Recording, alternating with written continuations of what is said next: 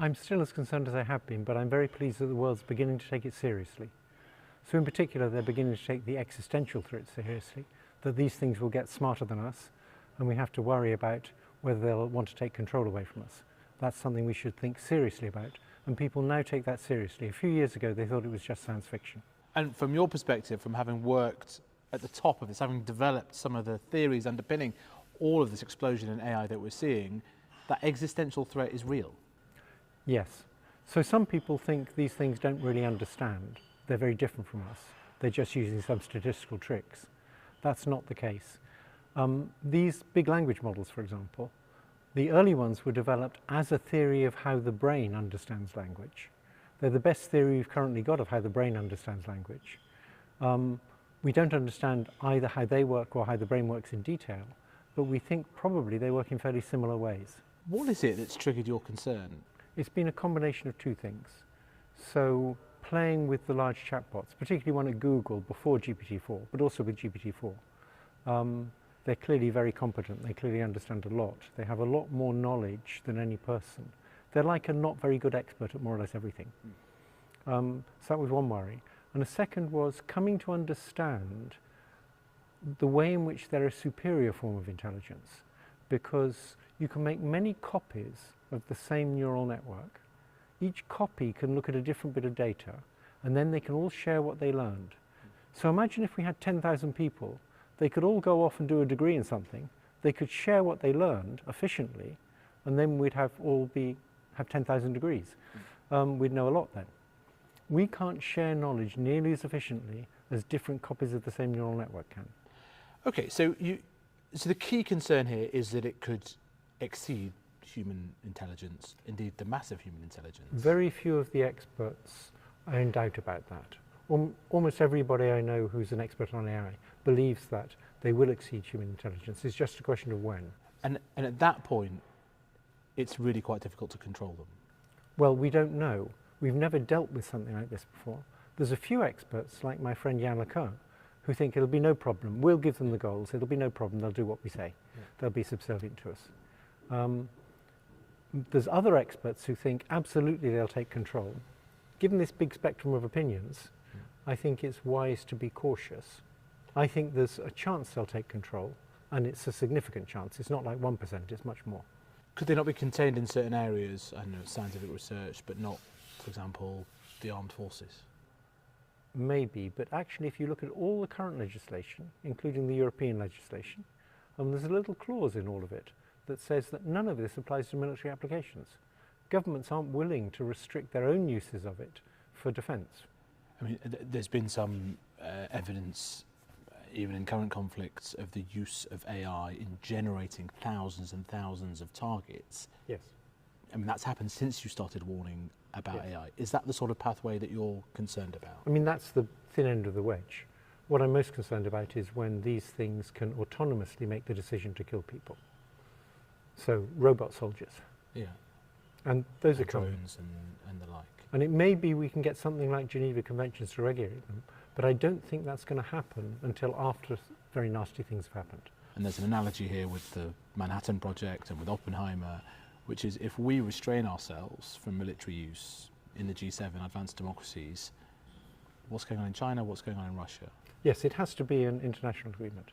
But if you look at chemical weapons, the international agreement for chemical weapons has worked quite well. I mean, do you have any sense of whether the shackles are off in a place like Russia? Well, Putin said some years ago that whoever controls AI controls the world. So I imagine they're working very hard. Fortunately, the West is probably well ahead of them in research. We're probably still slightly ahead of China, but China's putting more resources in.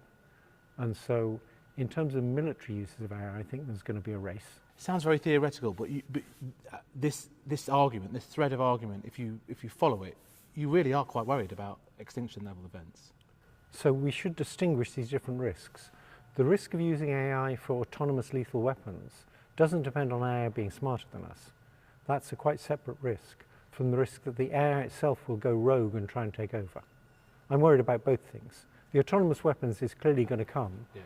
Whether AI goes rogue and tries to take over is something we may be able to control or we may not, we don't know. And so at this point, before it's more intelligent than us, we should be putting huge resources into seeing whether we are going to be able to control it. What sort of society do you see evolving? Which jobs will still be here? Yes, I'm very worried about AI taking over lots of mundane jobs, and that should be a good thing. It's going to lead to a big increase in productivity, which leads to a big increase in wealth, and if that wealth was equally distributed, that would be great, but it's not going to be. In the systems we live in, that wealth is going to go to the rich and not to the people whose jobs get lost, and that's going to be very bad for society, I believe. So it's going to increase the gap between rich and poor, which increases the chances of right-wing populists getting elected. So to be clear, you think that the societal impacts from the changes in jobs could be so profound that we may need to rethink the politics of, I know, the benefit system, inequality, Absolutely, yes. universal basic income? Yes, I certainly believe in universal basic income. I don't think that's enough, though, because a lot of people get their self-respect from the job they do. And if you put everybody on universal basic income, that solves the problem of them starving and not being able to pay the rent, but it doesn't solve the self-respect problem.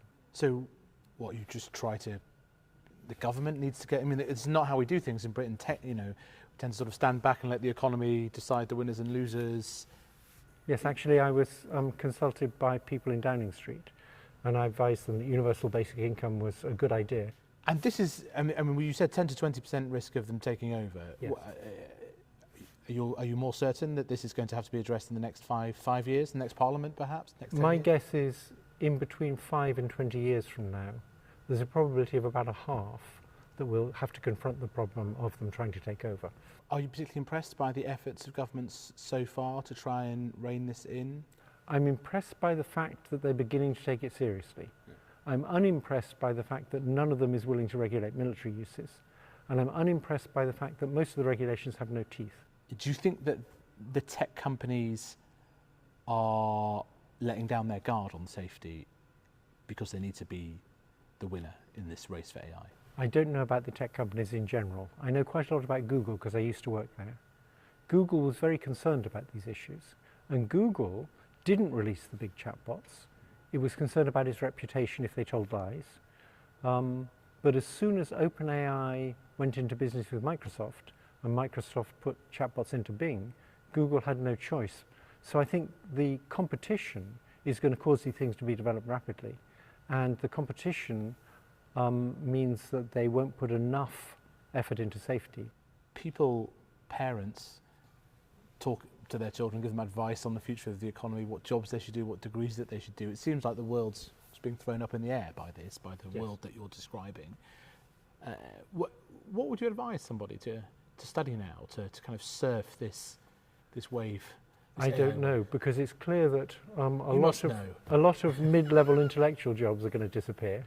And if you ask which jobs are safe, my best bet about a job that's safe is plumbing, because these things aren't yet very good at physical manipulation. That'll probably be the last thing they're very good at. And so I think plumbing is safe for quite a long time. Driving, that's the Not driving, no. Driving, but, that's hopeless. That's been slower than we expected. Journalism might last a little bit longer, but I think these things are going to be pretty good journalists quite soon. Probably quite good interviewers too. Okay, well,